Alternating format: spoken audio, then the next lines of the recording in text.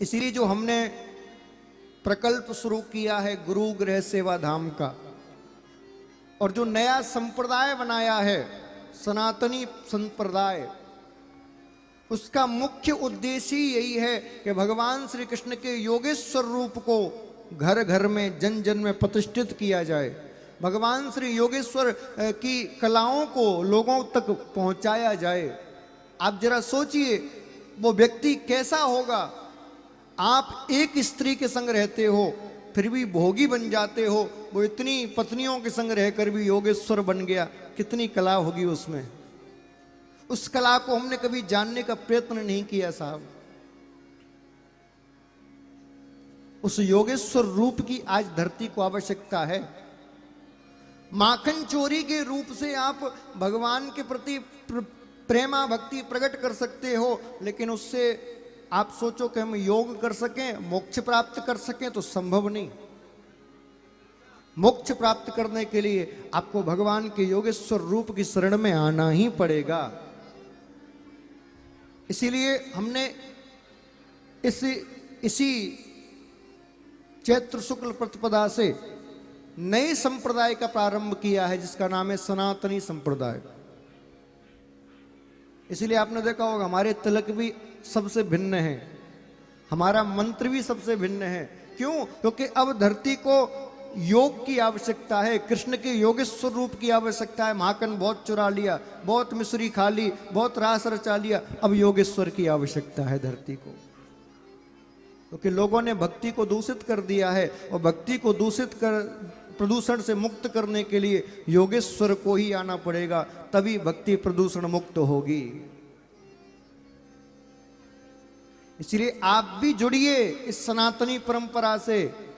कोई पूछे तुम कौन हो तो मत कहा करो हम ब्राह्मण हैं, हम क्षत्रिय हैं, हम सिख हैं, हम ईसाई हैं, हम ये हैं, हम वो हैं। एक ही शब्द कहा करो। कोई पूछे तुम कौन हो तो एक ही आवाज आनी चाहिए, हम सनातनी हैं, हम सनातनी हैं, हम सनातनी हैं।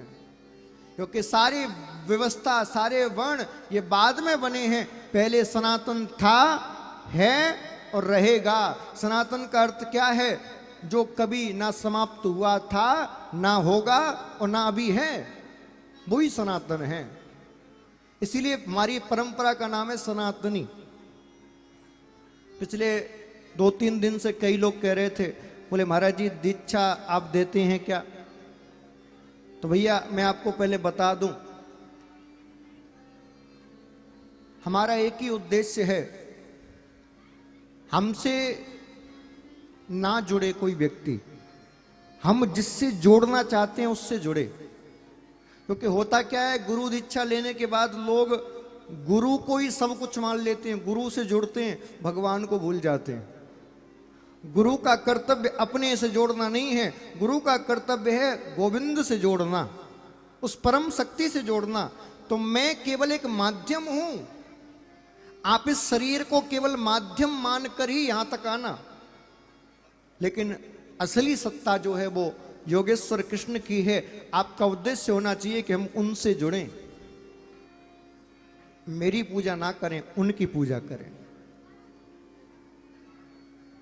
इसीलिए इस सनातनी परंपरा में आपका स्वागत है। इसमें एक ही नियम है बस, क्योंकि किसी भी परंपरा में जाने से पहले उसकी जानकारी होना आवश्यक है। इसमें एक ही नियम है, क्या?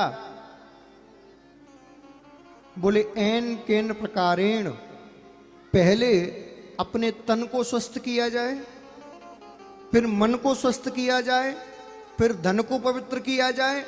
तन मन धन जब तीनों पवित्र हो गए, शुद्ध हो गए, तो फिर भैया भजन करने की जरूरत नहीं पड़ेगी, भगवान को बुलाने की जरूरत नहीं पड़ेगी। क्योंकि जब ये तीनों पवित्र हो जाएंगे तो भगवान स्वयं तुम्हारे हृदय में प्रकट हो जाएंगे, स्वयं। कई लोग पूछते हैं महाराज जी दीक्षा लेने के बाद हम तो लहसुन प्याज भी खाते हैं, कभी कभी ड्रिंक भी कर लेते हैं, ये भी कर लेते हैं, हम तो दीक्षा इसलिए नहीं ले रहे, वहाँ पे दीक्षा लेने के बाद तो ये सब छोड़ना पड़ता है, ये करना पड़ता है। मैंने कहा कोई ज़रूरत नहीं है, तुम जैसे हो वैसे मेरे पास आओ, कुछ छोड़ने की जरूरत नहीं। क्योंकि यदि शुद्ध पवित्र होकर फिर तुम जुड़े तो फिर मेरा क्या होगा, फिर मेरी जरूरत ही नहीं है। जब तुमने लहसुन प्याज छोड़ दिया, शराब छोड़ दिया, उल्टा सीधा खाना छोड़ दिया, तुम वैसे ही पवित्र हो गए, फिर मेरी जरूरत क्या है, फिर गुरु की जरूरत क्या है, डायरेक्ट भगवान के पास जाओ ना। गुरु का कार्य क्या है, बोले तुम जैसे हो वैसे गुरु के पास आओ, तुम्हें शुद्ध तो धीरे धीरे हम कर ही देंगे।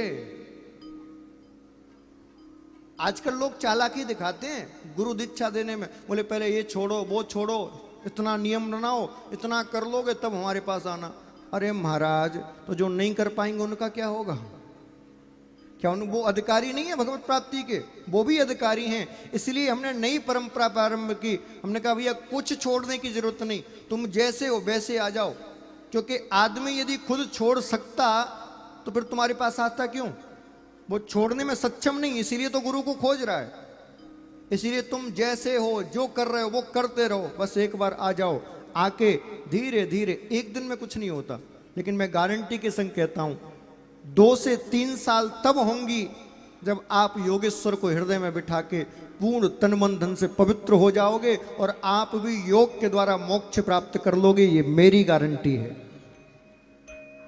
लेकिन आना पड़ेगा पूर्ण समर्पण के साथ, फिर भटके नहीं इधर उधर, पूर्ण समर्पण के साथ।